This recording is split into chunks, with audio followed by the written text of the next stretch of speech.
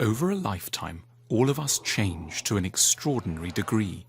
From a physical perspective, we start off as a little bundle about 50 centimeters high, with cherubic features and elastic soft skin, and then we may end up, some 90 years later, as a stooped, grey, liver-spotted, 180 centimeter high structure.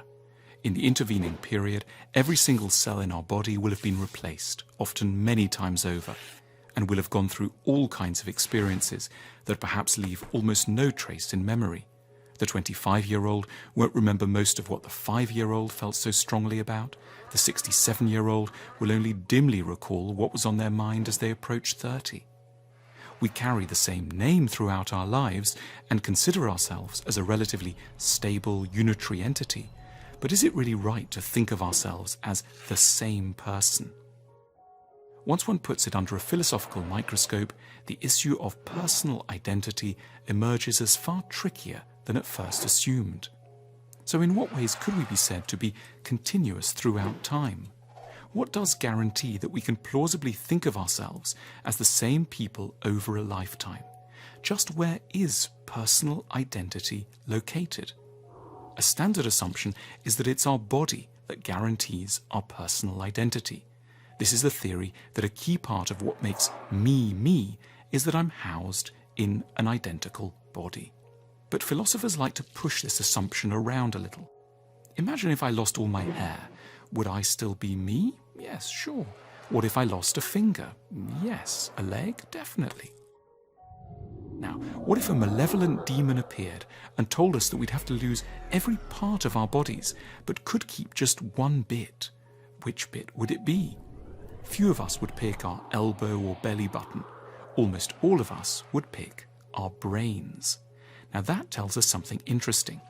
We assume implicitly that some bits of our bodies are more me-ish, closer to the core of personal identity than others.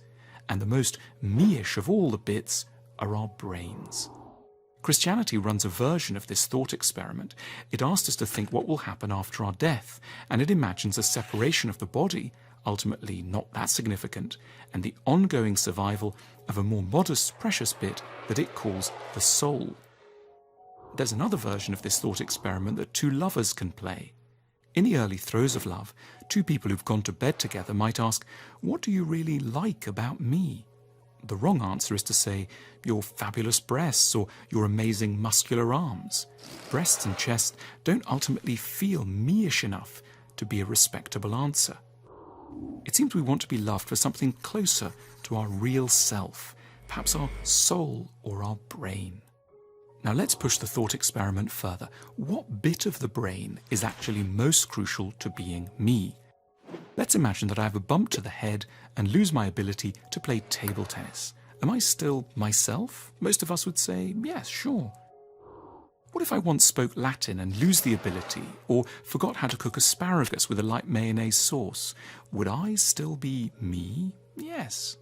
In other words, technical capacities don't feel very close to the core of personal identity. What about other kinds of memories? A big part of making me me tends to be my store of memories. I remember the carpet in my bedroom when I was growing up, or the girl I was in love with at university, or the weather over Sydney as we came into land for my first Australian book tour. But what if these memories all vanished as well? Could I still be me? One view is possibly, so long as something else remained, and that thing we can call my character. In other words, if my characteristic way of responding to situations, my sense of what is funny, wise, interesting, or important remain the same, I can still, in some fundamental way, claim to be the same person. My memory store of feelings and behaviors might be gone, but I could be assured of continuing to feel and behave in compatible ways in the future. Those around me would need to keep reminding me of stuff that had happened, but they would still recognize me as me. A fascinating idea comes into view. Personal identity seems to consist not in bodily survival. I could be put in somebody else's body or live in a jar and still be me, nor in the survival of memory. I could forget everything and still be me, but in the survival of what we're here going to call character. This is an idea attributed to the English philosopher John Locke, who famously wrote that personal identity is made up of what he called sameness of consciousness. If a demon offered us a choice between remembering everything but feeling and valuing very differently, or feeling and valuing the same sorts of things but remembering nothing, most of us would, Locke suggests, choose the latter. So, if we have to boil personal identity down to its essence, it seems to come down to values, inclinations, and temperament. Let's think of death with all this in mind. The standard view of death is that it's sad because it means the end of our identity.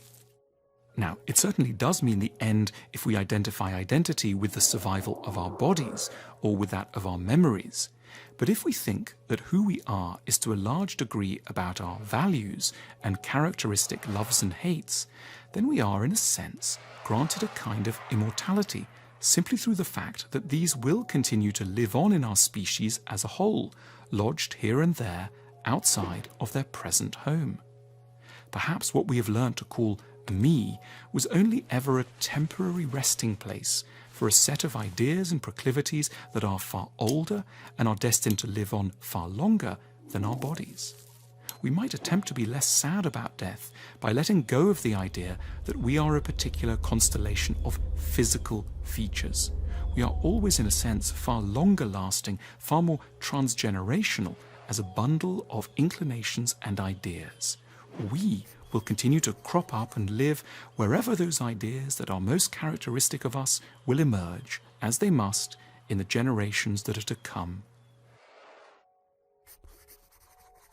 Focusing in on questions of identity has the paradoxical and rather cheering effect of making us both less attached to certain bits of us and more confident that the really important things about who we have been will survive in a way long after our bodies have returned to dust and our memories have been obliterated.